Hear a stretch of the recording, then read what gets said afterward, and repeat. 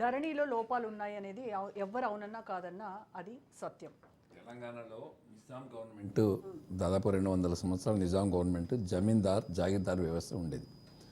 అంటే స్వతంత్రం రాకముందు గ్రామాలలో జమీందారు వ్యవస్థ ఉండి ఆ గ్రామం అంతా కూడా జమీందార్ కంట్రోల్లో మెయింటైన్ అయ్యేది. కొన్ని గ్రామాలలో జాగీర్దార్ కంట్రోల్లో మెయింటైన్ అయ్యేటివి. తెలంగాణ మనకు స్వతంత్రం వచ్చిన తర్వాత టెనెంట్ విధానం వచ్చింది. ఎవరైతే కబ్జాలు ఉన్నారో వాళ్ళకి టెనెంట్ సర్టిఫికేట్లు వచ్చేసి అప్పటి నుండి వాళ్ళు ఆ ల్యాండ్కి ఓనర్స్ అయిపోయినారు. అయితే మన దగ్గర తెలంగాణలో వక్ బోర్డ్ ల్యాండ్స్ అని, అసైన్ ల్యాండ్స్ అని, రకరకాల వివిధ రకాలైనటువంటి ల్యాండ్స్ మన దగ్గర ఉంటాయి మన రాష్ట్రంలో. ఆ తర్వాత కూడా ఏమైందంటే మన్మోహన్ సింగ్ గారు ప్రైమ్ మినిస్టర్గా ఉన్నప్పుడు, కాంగ్రెస్ గవర్నమెంట్ రాజశేఖర రెడ్డి గారు మినిస్టర్గా సీఎంగా ఉన్నప్పుడు ఒక 100 ఎకరాలు ఒక సర్వే నెంబర్లో 20 ఎకరాల ల్యాండ్ ఉంటే దానికి 50 ఎకరాలకు సర్టిఫికేట్లు ఇచ్చారు.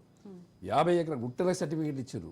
విపరీతంగా మేము ల్యాండ్ పేదవాళ్ళకు పంచుతున్నామని చెప్పేసి పేద ప్రజలకి భూమి లేకుండా కనీసం కబ్జా ఎంజాయ్మెంట్ చేయకుండా పట్టేదారు పాస్ పుస్తకాలు సర్టిఫికేట్లు ఇచ్చేసి పంచింది వాస్తవం. ఇది మోహన్ అన్నకు కరెక్ట్ తెలుసు. ఇది ఆ రోజు మన్మోహన్ సింగ్ గారు హైదరాబాద్, అప్పుడు ఉమ్మడి రాష్ట్రం ఆంధ్రప్రదేశ్, అప్పుడు వచ్చినప్పుడు సీఎంగా రాజశేఖర రెడ్డి గారు ఉండే. రాష్ట్రం మొత్తం కూడా మేము కొన్ని లక్షల మందికి భూములు పంచుతున్నాం అన్నటువంటి హంగామా చేసి, ఆరాటం చేసి, పబ్లిక్ మీటింగ్స్ పెట్టి విచ్చలవిడిగా అక్కడ భూమి లేకున్నా సరే సర్టిఫికేట్లు పంచిపెట్టారు. పంచిపెట్టడం వల్ల ఏమైందంటే రైతులందరూ కూడా బ్యాంకులలోకి వెళ్ళిండ్రు. ఆ పాస్బుక్లు అక్కడ కుదవ పెట్టేసేసి ఎంతో కొంత అమౌంట్ క్రాప్ లోన్ తెచ్చుకుండ్రు. యాక్చువల్గా ఫీల్డ్ మీద వాళ్ళకి భూములు లేవు. అంటే ఈ భూ వ్యవస్థను భ్రష్టు పట్టించింది ఎవరంటే కాంగ్రెస్. ఆ మొత్తం వ్యవహారాన్ని ప్రక్షాళన చేయడానికి మీరు ధరణి పోర్టల్ని తీసుకొచ్చారు. అదంతా అంటే తీసుకొచ్చారు. ఇప్పుడు ధరణి కూడా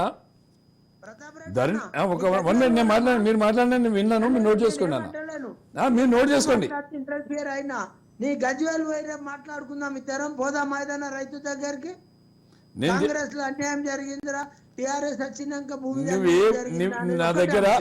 నా దగ్గర సిగిరిపల్లి అనే విలేజ్ ఉంది. సిగిరిపల్లిలో 40 ఎకరాలు ఉంటే 250 ఎకరాలు సర్టిఫికేట్లు ఇచ్చిండ్రు. రేపు నువ్వు కరీంనగర్లో ఉంటే రేపు పొద్దున రా, నేను కూడా ప్రజ్ఞాపూర్ వస్తా, సిగిరిపల్లి గ్రామానికి పోదాం. ఎన్ని సర్టిఫికేట్లు ఇచ్చారు బోగస్ సర్టిఫికేట్లో, ఐఎమ్ ప్రూవ్ ఇట్. అదే బోగస్ సర్టిఫికేట్లు అంటే అక్కడ ల్యాండ్ లేదు, అవైలబిలిటీ లేదు.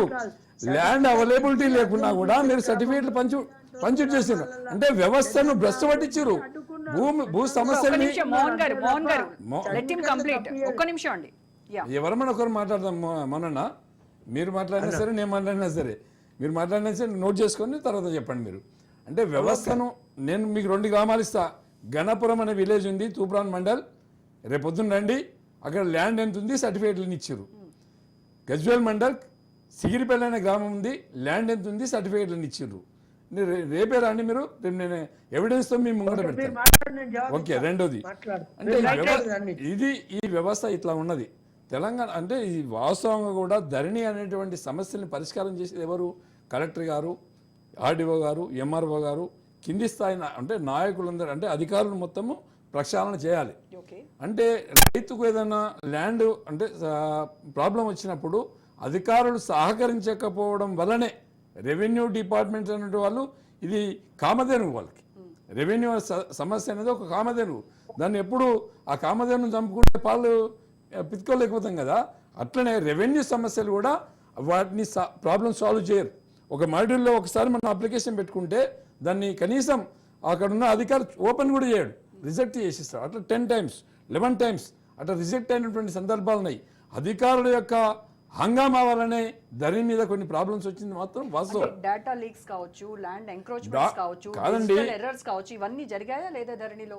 ధరణి రావడం వల్ల అధికారులు ప్రభుత్వానికి సహకరించకపోవడం వల్ల, అక్కడ ఉన్నట్టు రైతాంగానికి సహకరించకపోవడం వల్ల ధరణిలో సమస్యలు ఉన్నాయని చెప్పేసి అది ఎక్స్పోజ్ అయింది తప్ప ధరణి అనేది పర్ఫెక్ట్గా ఉన్నప్పటికీ కూడా అక్కడ ఉన్నటువంటి అధికారులు సహకరించారు. ఎంఆర్ఓ లెవెల్ కావచ్చు, ఆర్డీఓ లెవెల్ కావచ్చు, కలెక్టర్ గారు కావచ్చు. భూభారతి బిల్లును వ్యతిరేకించడానికి మీకున్న ప్రధాన రీజన్ ఏంటి? మెయిన్ రీజన్ ఏంటి? సమస్య ఇప్పుడు నేను భూభారత్ తీసుకొచ్చి, ఇప్పుడు ధరణి తీసి భూమాత అనే పోర్టల్ తీసుకొచ్చినంత మాత్రాన సమస్య పరిష్కారం కాదు. పేరు మార్చితే ఇప్పుడు మీరు అన్నారు చూడు, పాత సీసాల కొత్త సారా, అట్లా సమస్య పరిష్కారం కాదు. ఎప్పుడైతే రెవెన్యూ వాళ్ళు, కలెక్టర్ గారు, ఆర్డీఓ గారు, ఎంఆర్ఓ గారు పర్టికులర్గా ఈ సమస్య పరిష్కారం చేస్తామో చేయాలి అని వచ్చినప్పుడు డెఫినెట్గా సమస్య పరిష్కారం అవుతుంది, అధికారుల చేతుల్లో ఉంటుంది. రెండవది ఏంటంటే రెవెన్యూ సదస్సులు ఎట్లా ఉంటాయంటే గ్రామాలలో భూమి ఉంటుందన్నమా, ఒక 1000 acres ఒక గ్రామ పంచాయతీ పరిధిలో ఉంటుంది. దాంట్లో 1000 acres దాదాపు ఒక 200-300 సర్వే నంబర్లు ఉంటాయి. ఆ సర్వే నంబర్లలో ఏమైందంటే ఈ గతంలో కొంతమంది ల్యాండ్ పర్చేజ్ చేసుకున్నారు, రిజిస్ట్రేషన్ అయిపోయింది, ముటేషన్ చేసుకోలేదు. ముటేషన్ చేసుకోకపోవడం వల్ల రైతు పేరు మీదనే ల్యాండ్ మళ్ళీ కంటిన్యూ అవ్వకుండా వచ్చింది. ఆ రైతు ఏం చేసిందంటే ఇంకోటికి అమ్మేసింది, ఆ రైతు ఇంకోటికి అమ్మేసింది. అట్లా ఒకే రైతు 10 times కూడా రిజిస్ట్రేషన్ అనేటువంటి సందర్భాలు ఉన్నాయి. అట్లనే మరి ధరణి రావడం వల్ల ఏమైందంటే ఈ రోజు రిజిస్ట్రేషన్ చేస్తే ఈ రోజు ఇదే గంటలో మీరు అక్కడే ఉండగా మీకు పాస్బుక్ చేతిలో పెట్టి పంపించినాం. అంటే ముటేషన్ ప్రాబ్లం లేకుండా చేయడం జరిగింది ఫస్ట్. అంటే రిజిస్ట్రేషన్ చేసుకోవడంలో చాలా సుకునైనటువంటి విషయం అందరికీ తెలుసు, ఇది ప్రతి వ్యక్తి కూడా తెలుసు. సో ధరణి పోర్టల్ ఇప్పటికీ కూడా మీరు స్టిల్ అంటే వండర్ఫుల్ పోర్టల్ అనేది మీ అభిప్రాయం? అధికారులు నేను ఒక మాట చెప్తున్నా, అధికారులు సహకరించి ఉంటే ధరణి సమస్యలే ఉండేది కాదు. అధికారులు మీరు చెప్తే కదా వినాలి, మీ పాలనలో అధికారులు ఎవరు చెప్తారండి? చెప్పాలి. మేము చెప్పినా ఎవరు చెప్పినా అండి, అధికారులు ఎట్లా ఉంటారంటే స్టిల్ ఈ రోజు కూడా భూమాత తీసుకొచ్చారు కదా, ఈ సమస్య పరిష్కారం కానివ్వరాలు. ఎందుకు కానివ్వరంటే ఎన్టీ రామారావు గారు పటేల్ వ్యవస్థను రద్దు చేశారు. 85లో పటేల్ పట్టారు వ్యవస్థను రద్దు చేసి ముందు తీసుకొచ్చినా కూడా అప్పటి నుంచి కూడా ఎవరిని రద్దు చేసినా ఎవరిని సీట్ల నుంచి కదిలించినా కూడా సమస్య పరిష్కారం అవుతలేదు. ఈ రోజు కాదు, ఇది నిజాం కాలం నుండి దాదాపు 100 సంవత్సరాల క్రితం జరిగినటువంటి సర్వేలు ఇవి. అప్పటి విలేజ్ మ్యాప్